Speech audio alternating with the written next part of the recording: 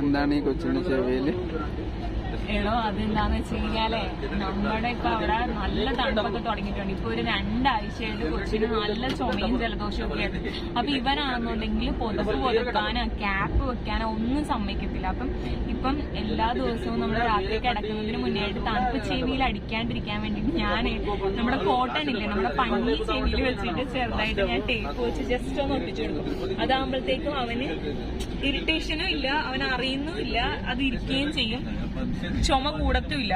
ഇത് വെക്കാണ്ടിരുന്ന് വന്നപ്പോഴത്തേക്ക് എല്ലാ ദിവസവും രാത്രി നല്ലപോലെ തണുപ്പടിച്ചിട്ട് കുഞ്ഞ് ഭയങ്കര ചുമയായിരുന്നു.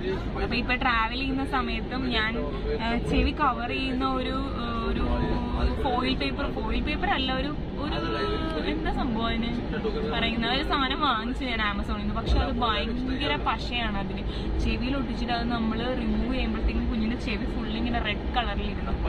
അപ്പൊ ഇത് തന്നെയാണ് സേഫ് എന്ന് തോന്നി. അതുകൊണ്ട് ഇനി കുഞ്ഞുങ്ങൾ ക്യാപ്പ് വെക്കാൻ വേണ്ടി സമ്മതിക്കാത്ത അമ്മമാര് ചെവി മൂടാൻ വേണ്ടിയിട്ട് ഒരു എന്താ പറയുന്ന ഒരു ടിപ്പാണ് ഇത്. ഇങ്ങനെ വെച്ചു കൊടുത്താൽ മതി, അവരറിയത്തുമില്ല, നമുക്ക് ചുമയ്ക്കും തണുപ്പൊന്നും ഏക്കത്തില്ല. അതാണ് ഈ സംഭവം. ആളത് വെച്ചിട്ട് കുഴപ്പമൊന്നുമില്ല.